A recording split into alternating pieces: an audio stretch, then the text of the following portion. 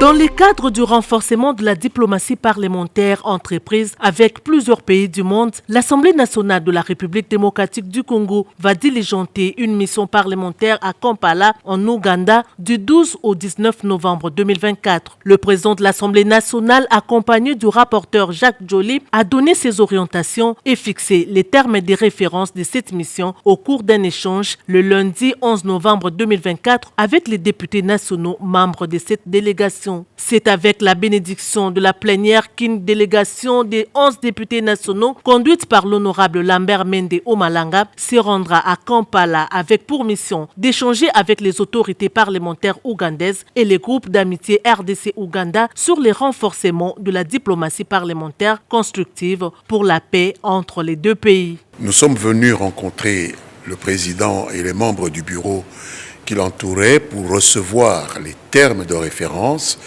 de cette mission, qui est une mission interparlementaire d'établissement d'une coordination bilatérale entre le Parlement de la République démocratique du Congo et le Parlement de l'Ouganda, pays voisin de la République démocratique du Congo, avec lequel nous lie une série d'accords, notamment la mutualisation des forces qui se déroule maintenant dans certaines provinces de l'Est contre les forces terroristes des ADF NALU qui subissent quand même quelques échecs, et nous voudrions comprendre comment améliorer cette collaboration qui s'est mise en route entre notre gouvernement et le gouvernement ougandais. Nous sommes un parlement responsable, représentatif des intérêts du peuple congolais, et nous allons au contact de nos homologues ougandais qui représentent pour leur part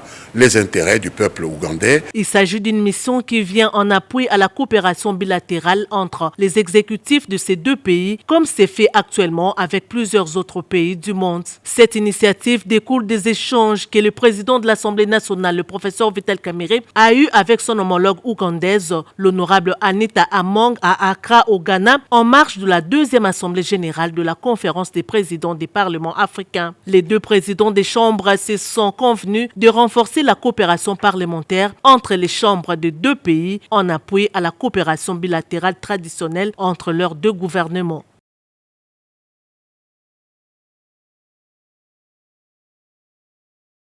Le président de l'Assemblée nationale, le professeur Vital Kamerhe, accompagné du rapporteur Jacques Joly, a rendu une visite surprise à la commission socio-culturelle qui tenait sa troisième réunion le 11 novembre 2024 dans la salle de banquet du Palais du Peuple. C'est pendant qu'il faisait la ronde des quelques locaux récemment réhabilités par le bureau de l'Assemblée nationale que le speaker de la Chambre basse du Parlement a débarqué dans la salle de banquet à la surprise et joie de tous les membres de cette commission. Sur place, le président Vital Kamerhe a prodigué quelques conseils en les appelant à travailler dans l'harmonie. Il a par la suite donné quelques orientations sur le travail que le bureau de l'Assemblée nationale attend de cette commission, l'une des plus importantes. Il faut entretenir l'homme. Nous devons mettre le moyen pour relever les secteurs de la santé et de l'éducation. J'ai instruit les membres de l'ECOFIN pour que ces deux secteurs puissent bénéficier de beaucoup de moyens dans les budgets 2025, a déclaré le président de l'Assemblée nationale. Peu après cette visite surprise, le président de l'Assemblée nationale, le professeur Vital Kamerhe, a échangé dans son bureau avec les membres du bureau de la commission socio-culturelle conduit par l'honorable Dorothée Madia, venue lui faire part de l'organisation interne de cette commission permanente qui comptera en premier lieu 4 sous-commissions, à savoir santé, éducation, travail et la sous-commission culturelle. Au niveau de l'Assemblée nationale,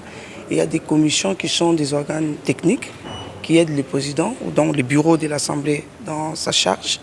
Et la commission est composée de sous-commissions. Donc, en ce qui concerne la commission socio-culturelle, nous avons 3 sous-commissions pour l'instant, mais au regard de l'importance de cette commission qui s'occupe de tout ce qui est social du Congolais, donc il a été question qu'on puisse élargir, donc on en aura 4. La sous-commission relative à la recherche scientifique, les membres de la commission ont fait le choix de sous-commissions dans lesquelles ils veulent travailler. Mais pour l'installation de bureaux de sous-commissions, nous avons reçu l'orientation du président. Il nous a été clairement demandé de ne pas limiter les ambitions. Donc les choses se feront de manière consensuelle en tenant compte des critères évidemment d'équilibre, et les genres bien entendu, et puis d'autres critères de la compétence. Le professeur Vital Kamerhe a donné sa vision par rapport à cette commission et a rassuré aux membres de son bureau de tout son appui.